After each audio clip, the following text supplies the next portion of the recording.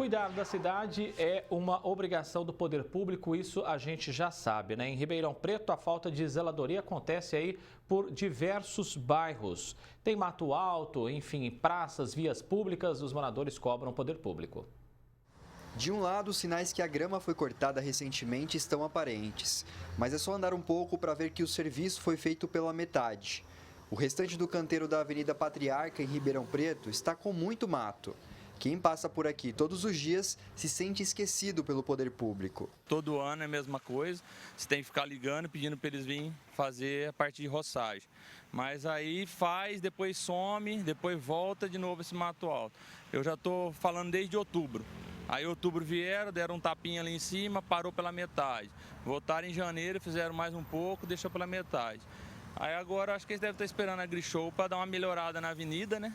Aí falar que é tudo bonito, depois volta tudo problema de novo. Na Zona Leste o problema é parecido. O Luiz não aguenta mais ter essa visão todos os dias em frente de casa na Avenida José Antônio Ferrarese. O mato está tão alto que passa da altura dele. Se esconder ali dentro é fácil. Cama, velha, sofá, tem tudo para dentro. O mato alto impressiona, o que aumenta a sensação de insegurança nos moradores. Os motoristas também ficam vulneráveis, porque sem chegar às placas de sinalização, pode aumentar as chances de um acidente ou até mesmo uma multa indesejada. A placa de velocidade está bem escondida e se a gente olhar atentamente em volta, também há descarte irregular de lixo. Entulhos e restos de objetos são encontrados no local. Faz um tempo já que não é podado isso aqui. Aqui no caso, em frente à minha casa, vocês podem perceber aqui na rua já está o mato pegando quase na rua, então a rua se estreita. E aqui não é só fazer a poda, aqui tem que passar uma máquina aqui, porque aqui tem entulho, vidro, galhos. O André também diz que a avenida não tem saída de água. Os bueiros estão entupidos. Sem a zeladoria necessária, em dias de chuva a via fica alagada. Além disso, animais indesejados aparecem no local. Tem escorpião, aqui tem rato, minha cachorra pega rato direto. Agora a questão da dengue também, né? Porque aqui a gente já temos focos de dengue, coisas que ficam com água parada no meio desse mato, a gente não vê. No Jardim Maria Goretti tem mais mato alto. A calçada se perde na imagem. Aqui era para ser uma praça. Não há bancos e nem espaço para aproveitar o lazer. Até tem aparelho de ginástica, mas a pergunta que fica é como dá para treinar num local assim, sem cuidado. Aqui tem nome de praça e é uma praça, mas para ser praça de verdade está longe, porque aqui o mato está falando mais alto do que a praça. Aqui tem uma academia ao ar livre que não tem como as pessoas idosas usar, porque tem um degrau ali que outro dia uma pessoa ali, uma senhora, tropeçou ali.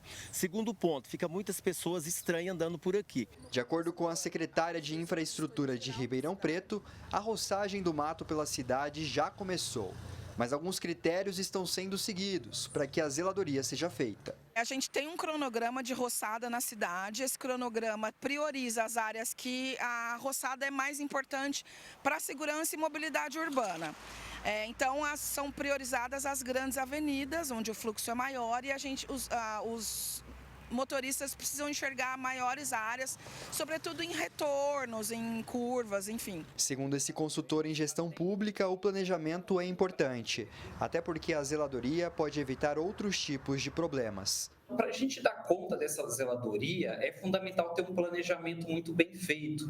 E esse planejamento vai desde definir as áreas prioritárias e começar por elas, até entender até onde o braço do poder público não vai alcançar. Porque, às vezes, a equipe interna, a equipe de servidores não vai ser suficiente para conseguir manter essa zeladoria em dia, principalmente em épocas de chuva, que você termina a zeladoria e o mato já cresceu novamente. Uma cidade com a zeladoria em dia, o gestor acaba evitando outros problemas, né? Porque o mato alto, bueiro, buracos, ele pode gerar ali problemas de saúde pública, com proliferação de animais e pragas. Às vezes o mato alto numa calçada pode esconder um buraco, então a pessoa pode sofrer um acidente ali, e até mesmo segurança pública. Uma cidade mal iluminada, com mato, enfim, pode ficar muito mais propensa a roubos e assaltos. Enquanto os cuidados não saem da área de prioridade definida pela Secretaria de Infraestrutura, os moradores ficam no aguardo para que o maquinário chegue logo e o problema seja resolvido. Que dê mais uma atenção, uma melhoria, né, nessa avenida,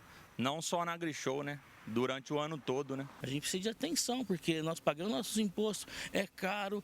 Edson Ferreira para o Jornal da Clube. Vamos falar mais sobre esse assunto. Prazer falar mais uma vez aqui com o professor de Direito Administrativo, Tiago Marrara. Marrara, bem-vindo aqui. O que regula a responsabilidade do poder público em relação à manutenção, também conservação desses espaços públicos, como a limpeza e até a roçagem do mato, na sua análise? Marrara, boa tarde. Boa tarde, André. André, todas essas áreas, as ruas, as avenidas, os canteiros centrais e até mesmo as calçadas são bens públicos do município, né? Tem muita gente que acha que calçada é um bem particular, mas na verdade não é.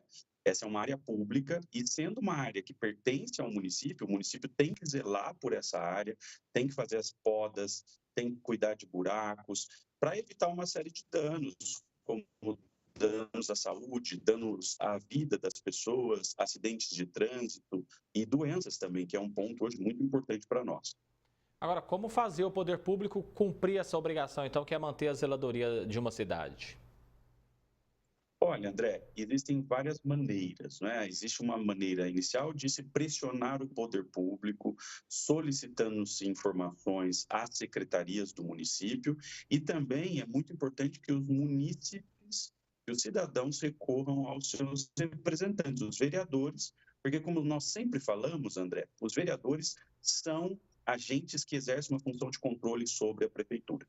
Agora, além disso, em casos mais graves, se essa pressão não funcionar, o cidadão pode imediatamente recorrer à justiça, seja do ponto de vista pessoal, ele com uma ação individual, ou através mesmo de associações de bairros e associações de moradores, pedindo providências do poder público e até mesmo, André, indenizações caso o poder público cause algum dano em razão dessa negligência.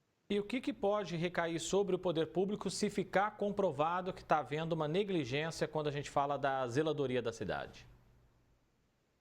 André, há duas medidas possíveis. Em primeiro lugar, o poder público pode ser obrigado a reparar eventuais danos e também a corrigir a situação para que se evitem novos danos nessa região. E, além disso, em casos mais graves, é possível até mesmo que nós busquemos a responsabilização pessoal de determinados agentes públicos.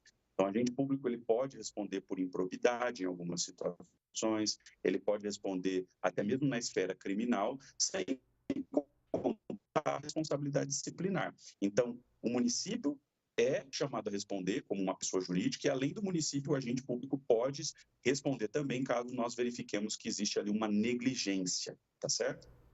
A gente sabe que tem todo um papel que envolve a prefeitura, mas existe também um papel que envolve o nosso, né, de cada morador de Ribeirão Preto, de manter a cidade mais limpa. E como a comunidade tem que se unir, por exemplo, para deixar um bairro mais organizado, mais limpo? André, muito bem lembrado. Na verdade, o poder público hoje não tem, muitas vezes, condições de lidar com um território tão grande. As cidades brasileiras, Ribeirão Preto especialmente, se expandiu muito do ponto de vista territorial, e o que a gente percebe é que o município não dá conta desse espaço tão grande. E aí o cidadão tem um papel fundamental. O cidadão, em primeiro lugar, tem que colaborar com a limpeza urbana, e não só isso, o cidadão pode se organizar em associações de moradores, em associações de bairros, e essas associações podem formalizar parcerias com o poder público para também cuidar das suas regiões, para também desenvolver medidas de conscientização e também medidas até para reparar questões mais graves em conjunto com a prefeitura. Professor de Direito Administrativo, Tiago Marrara, agradeço a presença do senhor com a gente aqui mais uma vez. Um abraço e até mais, Marrara. Um abraço. Obrigado, André.